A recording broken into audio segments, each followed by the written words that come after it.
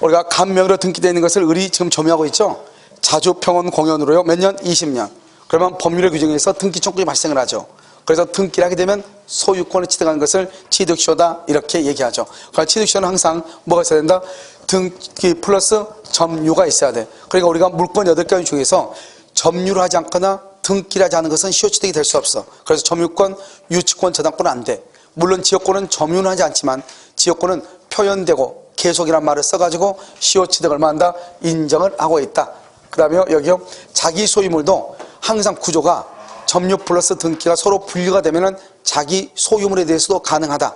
그런데 점유 플러스 등기가 한 사람 앞으로 되어 있다. 그러면 아무리 자기 소유물이라도 된다, 안 된다? 안 되는 것이고, 국유재산은 행정재산은 안 되고 뭐는 된다? 일반재산, 잡종재산은 되는데 등기하기 전에 잡종재산인 일반재산이 행정재산에 편입이 되면 시효취득을 주장할 수 있다, 없다? 없다. 그 다음에 우리가요, 아파트 공용부분은 등기를 하지 않는다. 된다, 안 된다? 안 된다.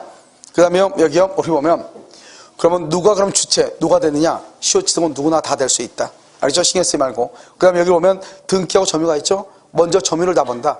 그래서 점유는 기산점이죠. 임의로 정할 수 없다. 소유자가 동일하면 임의로 정할 수가 있다. 그러면 이 기산점에서 20년이 지나죠? 그럼 여기서 법률의 규정에서 등기 청구이 발생하고 등기를 하게 되면은 처음부터 소유자가 된다. 소급해서. 그런데 등기를 하지 않았어, 아직. 안 왔다 할지라도 그러면 갑은 여전히 등기를 해줄 뭐가 있고 의무, 갑은 권리가 있죠. 그래서 아직 등기를 하지 않았다 해서 갑이 을의 상대로 토지 인도나 부당이득 반환이나 손해배상을 청구할 수가 있다, 없다? 없다. 왜냐? 등기를 하게 되면 처음부터 소유자가 되기 때문이다. 그 다음에 이 을이 20년이 지났죠. 그러면 등기를 청구해야 되겠죠. 등기 청구는 채권이란 말이죠. 그래서 점유를 계속하고 있으면 소멸시효는 진행하지 않지만 점유를 상실하면 10년의 소멸시효에 걸리고 시효이익을 포기하면 즉시로 소멸한다. 그러니까 상실했다 해서 포기는 아니다 이 말이죠. 알겠죠? 그래서 포기를 누구한테 포기한다? 완성 당시 적법한 권리자. 그래서 진정한 권리자한테 포기를 하는 것이다. 이렇게. 우리는 중간생략등기에서 등기 청구를 양도할 때는 통지 플러스 승낙이 있어야 되지만 점유 취득시효에서는 권리자와 의무자 단편만 있죠. 그래서 통지만 하면 되고 승낙까지는 필요하다, 필요하지 않다, 필요하지 않다 이렇게. 그런데요, 을이 20년이 된 후에 점유를 이전했어. 병한테 점유를 이전. 그러면 이 을한테 이미 등기 청구이 발생한 상태에서 이전됐죠. 이 병은 을의 권리를 갑에게 직접 행사할 수는 있다, 없다? 없다. 직접 안 돼. 어떻게 한다? 을을 대위에서 청구한다. 그러면 20년이 돼가지고 등기를 하려고 했더니 을이요, 갑의 등기가 무효인 거예요. 그럼 무효이면 갑으로부터 등기를 이전받을 수 없잖아요. 그럼 어떻게 한다? 을은 진정한 권리자를 대위해서 갑의 등기를 뭐하고 일단 말소하고 다시 자기 앞으로 무슨 등기를 한다? 이전 등기를 하면 된다 이 말이고. 그 다음에 여기요, 이번에 이제 점유에 관한 것을 다 봤죠? 이번에는 등기에 관한 것을 본다 이 말이죠. 그래서 갑하고 을하고는 절대로 무슨 말은 나올 수가 없다? 채무불이행.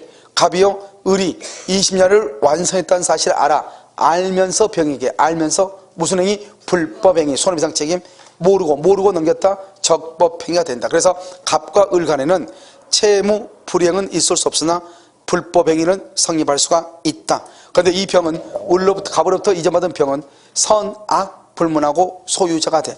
알고 받든 모르고 받든 소유자가 돼. 적극 가담할 때만 무효가 돼. 따라서 갑이 20년이 완성된 후에 갑이 병에게 이 등기를 넘기면 일단 적극 가담이란 말이 없으면 병은 소유자.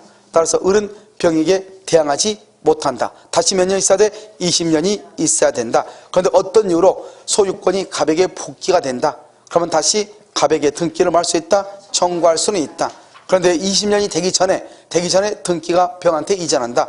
그러면 나머지 기간만 채워서 20년이 완성될 당시 등기부상 소유자에게 등기를 말 수 있다. 청구할 수 있다. 이걸 뭐라 한다? 시효취득에는 중단이라고 하는 제도가 있다, 없다? 없다. 이것을 얘기하는 것이죠. 알겠죠? 이렇게.